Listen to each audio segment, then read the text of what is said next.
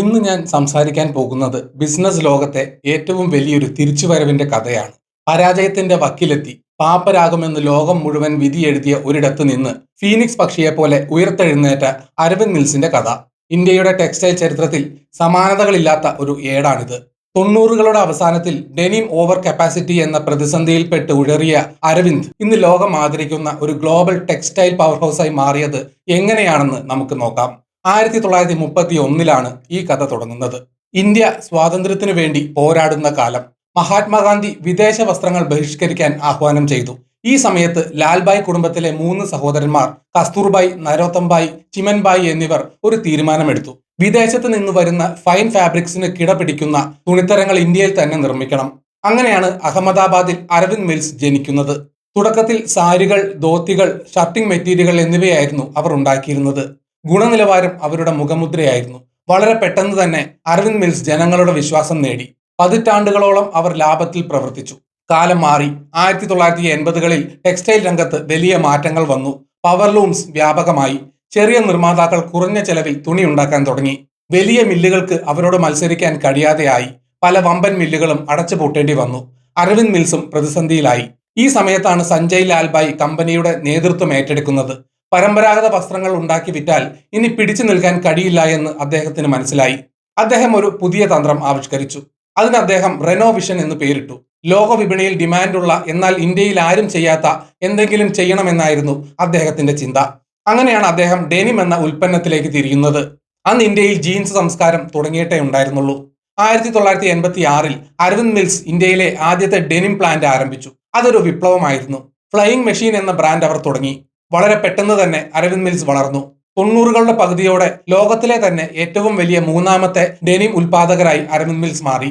വിജയത്തിന്റെ ലഹരിയിൽ അരവിന്ദ് മിൽസ് വലിയ വിപുലീകരണത്തിന് മുതിർന്നു. ഡെനിം ഡിമാൻഡ് ഇനിയും കൂടുമെന്ന് അവർ കണക്കുകൂട്ടി. ഇതിനായി അവർ വൻ തുക കടം വാങ്ങി. ഏകദേശം 2700 കോടി രൂപയുടെ കടം അവർക്കുണ്ടായിരുന്നു. വലിയ ഫാക്ടറികൾ കെട്ടിപ്പടുത്തു. പ്രതിവർഷം 120 മില്യൺ മീറ്റർ ഡെനിം ഉണ്ടാക്കാനുള്ള ശേഷി അവർ കൈവരിച്ചു. എന്നാൽ അവരുടെ കണക്കുകൂട്ടലുകൾ പിഴച്ചു. 90കളുടെ അവസാനത്തിൽ കാര്യങ്ങൾ മാറിമറിഞ്ഞു. 2 പ്രധാന കാരണങ്ങളാണ് അരവിന്ദ് മിൽസിനെ തകർച്ചയിലേക്ക് നയിച്ചത്. ഒന്ന്, ഡെനിം ഓവർ കപ്പാസിറ്റി. ലോകമെമ്പാടും നിരവധി കമ്പനികൾ ഡെനിം ഉണ്ടാക്കാൻ തുടങ്ങി. സപ്ലൈ കൂടിയപ്പോൾ വില കുത്തനെ ഇടിഞ്ഞു. ഇത് അരവിന്ദിന്റെ ലാഭത്തെ ബാധിച്ചു. 2, ഫാഷൻ മാറ്റം. പെട്ടെന്ന് ഫാഷൻ ലോകത്ത് ജീൻസിന് ഡിമാൻഡ് കുറഞ്ഞു. ഗബാർഡീൻ, കോർഡുറോയ് തുടങ്ങിയ തുണിത്തരങ്ങൾ ട്രെൻഡായി. ജീൻസ് ആർക്കും വേണ്ടാത്ത അവസ്ഥയായി. ഇതോടെ അരവിന്ദ് മിൽസ് വലിയ പ്രതിസന്ധിയിലായി. ഉണ്ടാക്കിയ തുണികൾ വിറ്റഴിക്കാനാവാതെ കെട്ടിക്കിടന്നു. വരുമാനം നിലച്ചു. പക്ഷേ എടുത്ത കടം തിരികെ അടക്കണമായിരുന്നു. ബാങ്കുകൾ പണത്തിനായി സമ്മർദ്ദം ചെലുത്തി. ഓഹരി വിപണിയിൽ 180 രൂപയുണ്ടായിരുന്ന ഓഹരി വില 10 രൂപയിലേക്ക് കൂപ്പുകുത്തി. 2000-2001 സാമ്പത്തിക വർഷത്തിൽ കമ്പനി 300 കോടി രൂപയിലധികം നഷ്ടം രേഖപ്പെടുത്തി. കമ്പനി പാപ്പരാകുമെന്ന് എല്ലാവരും ഉറപ്പിച്ചു. ബിസിനസ് ലോകം അരവിന്ദ് മിൽസിനെ എഴുതി തള്ളി. എന്നാൽ സഞ്ജയ് ലാൽബായ് തോൽക്കാൻ തയ്യാറായിരുന്നില്ല. അദ്ദേഹം ഈ പ്രതിസന്ധിയെ നേരിടാൻ തീരുമാനിച്ചു. ഇതിനായി അദ്ദേഹം ഒരു ഡെറ്റ് റീസ്ട്രക്ചറിംഗ് പ്ലാൻ തയ്യാറാക്കി. ഇന്ത്യയിലെയും വിദേശത്തെയും 100-ലധികം ബാങ്കുകളുമായി അദ്ദേഹം ചർച്ച നടത്തി. ഇതൊരു കഠിനമായ യാത്രയായിരുന്നു. എനിക്ക് കുറച്ച് സമയം തരൂ, കമ്പനിയെ ഞാൻ ലാഭത്തിലാക്കാം. ഇതാണ് അദ്ദേഹം ബാങ്കുകളോട് പറഞ്ഞത്. നീണ്ട ചർച്ചകൾക്ക് ശേഷം 2001 43 ബാങ്കുകൾ ഈ പ്ലാൻ അംഗീകരിച്ചു. ഈ പ്ലാൻ പ്രകാരം അരവിന്ദ് മിൽസ് ചില കടുത്ത തീരുമാനങ്ങൾ എടുത്തു. ചില കടങ്ങൾ കുറഞ്ഞ നിരക്കിൽ തിരിച്ചടച്ചു തീർത്തു. ബാങ്കുകൾക്ക് വലിയ തുക നഷ്ടം സഹിക്കേണ്ടി വന്നെങ്കിലും അവർ അത് സമ്മതിച്ചു. ഉപയോഗിക്കാതെ കിടന്ന ഭൂമിയും മറ്റാസ്തികളും വിറ്റ് പണം കണ്ടെത്തി. അനാവശ്യ ചെലവുകൾ എല്ലാം വെട്ടിക്കുറച്ചു. ഈ റീസ്ട്രക്ചറിംഗ് കൊണ്ട് കമ്പനിക്ക് ശ്വാസം വിടാൻ സമയം കിട്ടി. പലിശ ഭാരം പകുതിയായി കുറഞ്ഞു. ഇനി വേണ്ടത് ബിസിനസ് മാറ്റുക എന്നതായിരുന്നു. വെറുതെ തുണി ഉണ്ടാക്കി വിറ്റാൽ ഇനി രക്ഷയില്ല എന്ന് സഞ്ജയ് ലാൽബായ് തിരിച്ചറിഞ്ഞു. ഇതിന് വെർട്ടിക്കൽ ഇന്റഗ്രേഷൻ ആവശ്യമാണ്. അതായത് തുണി ഉണ്ടാക്കുന്നത് മുതൽ അത് ഷർട്ടും ജീൻസുമാക്കി കടയിൽ വിൽക്കുന്നത് വരെയുള്ള എല്ലാ കാര്യങ്ങളും സ്വന്തമായി ചെയ്യുക. അരവിന്ദ് മിൽസ് ബ്രാൻഡ് ബിസിനസ്സിലേക്ക് ശ്രദ്ധ കേന്ദ്രീകരിച്ചു. സ്വന്തമായി ബ്രാൻഡുകൾ ഉണ്ടാക്കുന്നതിന് പകരം ലോക പ്രശസ്തമായ ഇന്റർനാഷണൽ ബ്രാൻഡുകളെ ഇന്ത്യയിലേക്ക് കൊണ്ടുവരാൻ അവർ തീരുമാനിച്ചു. ആദ്യം അവർ ആരോ എന്ന അമേരിക്കൻ ബ്രാൻഡുമായി കരാർ ഒപ്പിട്ടു. അത് വലിയ വിജയമായി.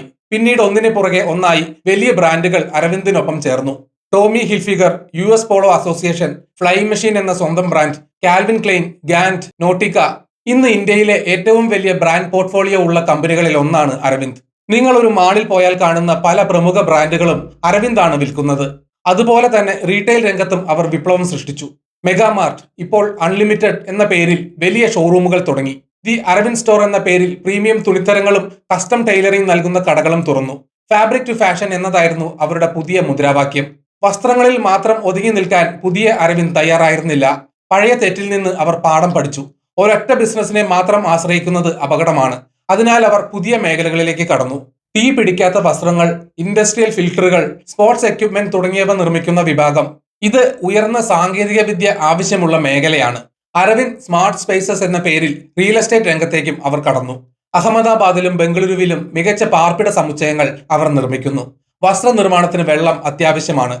ഇതിൽ നിന്നുള്ള അറിവ് ഉപയോഗിച്ച് അരവിന്ദ് എൻവിസോൾ എന്ന പേരിൽ ജലശുദ്ധീകരണ പ്ലാന്റുകൾ നിർമ്മിക്കുന്ന ബിസിനസ് തുടങ്ങി. അനൂപ് എഞ്ചിനീയറിംഗ് എന്ന പേരിൽ ഹെവി എഞ്ചിനീയറിംഗ് ഉപകരണങ്ങൾ നിർമ്മിക്കുന്ന കമ്പനിയും അവർക്കുണ്ട്.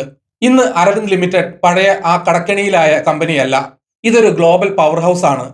ലോകത്തിലെ വമ്പൻ ബ്രാൻഡുകളായ ഗ്യാപ്, സാറ, H&M, യുണിക്ലോ എന്നിവർക്ക് തുണിയും വസ്ത്രങ്ങളും നിർമ്മിച്ചു നൽകുന്നത് അരവിന്ദാണ്. സുസ്ഥിരതയിൽ അവർ വലിയ ശ്രദ്ധ നൽകുന്നു. ബെറ്റർ കോട്ടൺ ഇനീഷ്യേറ്റീവ് വഴി ആയിരക്കണക്കിന് കർഷകരെ അവർ സഹായിക്കുന്നു. വെള്ളം കുറച്ച് ഉപയോഗിക്കുന്ന ജീൻസ് നിർമ്മാണ രീതികൾ അവർ കണ്ടുപിടിച്ചു. ഇ-കൊമേഴ്സ് രംഗത്ത് nnow.com വഴി അവർ സജീവമാണ്. അരവിന്ദ് മിൽസിന്റെ ഓഹരി വിലയും കമ്പനിയുടെ മൂല്യവും ഇന്ന് വളരെ വലുതാണ്. നിക്ഷേപകർക്ക് വീണ്ടും അവരിൽ വിശ്വാസം വന്നു. അരവിന്ദ് മിൽസിന്റെ ചരിത്രം ഒരു പാഠപുസ്തകമാണ്. വിജയത്തിൽ അഹങ്കരിക്കരുത് എന്നും പരാജയത്തിൽ തളരരുത് എന്നും അത് നമ്മളെ പഠിപ്പിക്കുന്നു. കാലം മാറുമ്പോൾ നമ്മളും മാറണം. ഡെനിം ഡിമാൻഡ് കുറഞ്ഞപ്പോൾ അവർ ബ്രാൻഡുകളിലേക്ക് മാറി. തകർച്ചയുടെ വക്കിൽ എത്തിയപ്പോഴും അവർ ഒളിച്ചോടിയില്ല, പ്രശ്നങ്ങളെ നേരിട്ടു. സഞ്ജയ് ലാൽബായിയുടെ ദീർഘവീക്ഷണം കമ്പനിയെ രക്ഷിച്ചു. വെറും തുണി നിർമ്മാതാവ് എന്നതിൽ നിന്ന് ലൈഫ് സ്റ്റൈൽ കമ്പനിയായി അവർ മാറി. 90കളിലെ ആ കറുത്ത ദിനങ്ങളെ അതിജീവിച്ച് ഇന്ന് ലോകത്തിന് മുന്നിൽ തലയുയർത്തി നിൽക്കുന്ന അരവിന്ദ് മിൽസ് ഇന്ത്യയുടെ വ്യവസായ ചരിത്രത്തിലെ ഒരു അത്ഭുതമാണ്. പ്രതിസന്ധികൾ വരുമ്പോൾ തളർന്നു പോകുന്നവർക്ക് അരവിന്ദിന്റെ കഥ എന്നും ഒരു പ്രചോദനമായിരിക്കും. വീഡിയോ കണ്ട എല്ലാവർക്കും നന്ദി.